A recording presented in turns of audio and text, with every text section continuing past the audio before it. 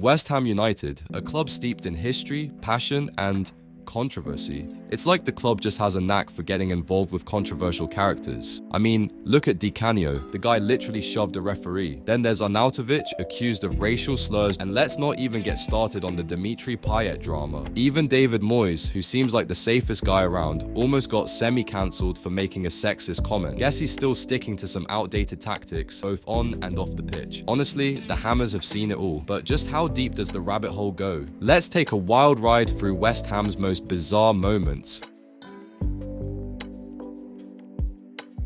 First up, let's just get the Lucas Paquetá betting scandal out the way. This has been lingering around for a while now, but things just got real. The FA is not messing around. They're now calling for a lifetime ban. Why? Well, it's not just about suspicious betting patterns anymore. Paquetá's pulled a madness of a move, and I'm not talking about one of his dance routines. Get this. After investigators seized his phone and gave it back, Paquetá decided to bloody throw it away. The FA wanted that phone for more digging, and now they're accusing him of blocking the investigation. I don't know why they're so hell-bent on getting that phone again if they already had it. Really and truly, they should focus on Manchester City's 115 charges first. But anyways, this Paquetá drama, it's just the tip of the iceberg. West Ham's got a whole treasure trove of controversy that we're about to get into, so let's see how deep this rabbit hole really goes. And it goes right back to 2006. Quite a sad year for West Ham fans, really. We just about got over the loss of the FA Cup final against Liverpool, and before you knew it, England were knocked out by Portugal in the World Cup. But things started brightening up for the Hammers, because they knocked out a transfer coup that had everyone's jaws on the floor. I mean, to be honest, West Ham have pulled off some questionable transfers in the past, but this, it was a move that would send shockwaves through English football for years to come. Picture this: Carlos Tevez and Javier Mascherano, two of South America's hottest prospects,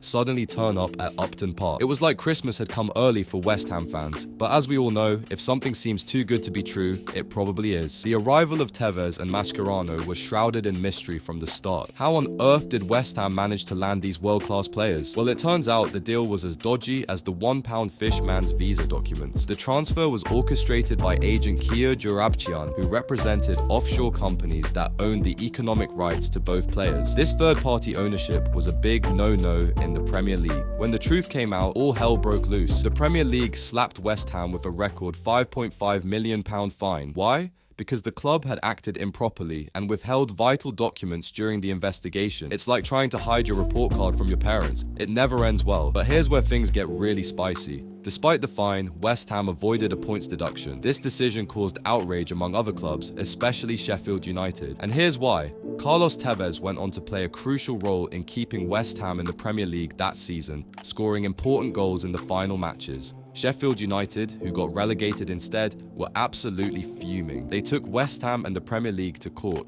kicking off a legal battle that dragged on for years. In the end, West Ham had to cough up £20 million in compensation to Sheffield United, spread over 5 years. Not a bad deal to stay in the Premier League, if you ask me. The fallout from this scandal was massive. It led to significant changes in Premier League transfer regulation, especially around third-party ownership and player registration. The Tevez and Mascherano affair basically rewrote the rulebook on how international transfers work in English football. This whole situation is just a perfect example of how West Ham always seems to find itself at the center of big controversies. It's like the club has a magnet for drama. But if you thought the transfer scandals were wild, nah mate, West Ham's off-field antics are even worse. From feline fiascos to pitch invasions, the Hammers' controversies don't stop when the final whistle blows. So let's have a look at the scandal which had the whole football world purring with outrage. West Ham defender Kurt Zouma found himself in hot water when a video emerged showing him kicking and slapping his cat. Talk about a catastrophe. The incident sparked widespread outrage and West Ham was quick to act. They slapped Zouma with a £250 grand fine. But here's where things get interesting. Despite the uproar,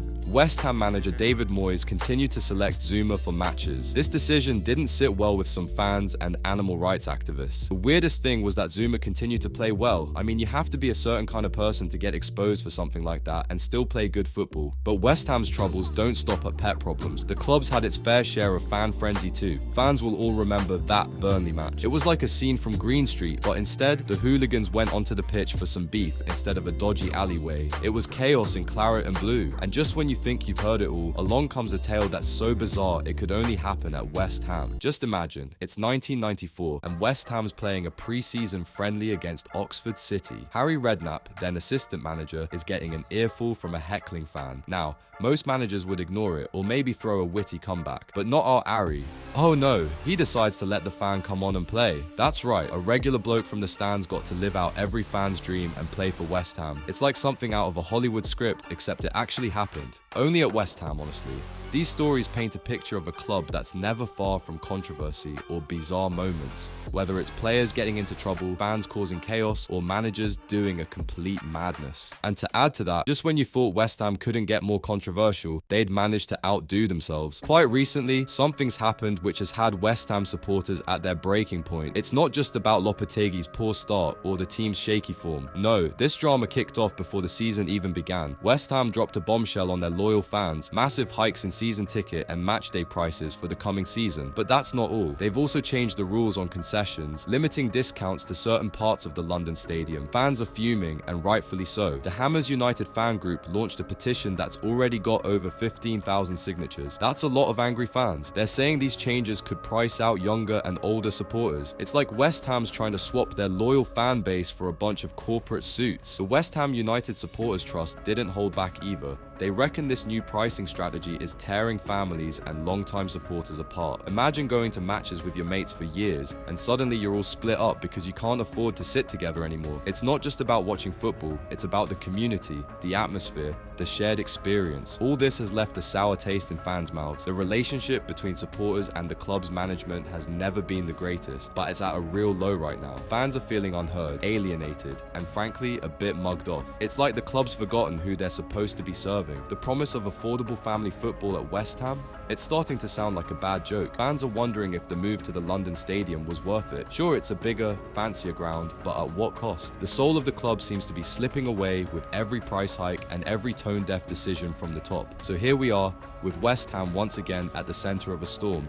But this time, it's not about dodgy transfers or cat-kicking players, it's about the very heart of the club, its fans. The big question now is, how will West Ham navigate this mess? Can they win back the trust of their supporters, or is this the beginning of the end for the West Ham we all knew and loved? So, what's the verdict on West Ham? We all too often find ourselves involved in some sort of drama, but one thing's for sure, it's never boring being a Hammer. Thank you for watching, please remember to like and subscribe. I'm so close to hitting 1,000 subscribers. I've been finding it tough to find the time making these videos, what with the responsibilities of everyday life, but I won't give up and we'll find a way to make it work. Got lots more content like this coming your way. Anyways, thanks again and I'll see you in the next one.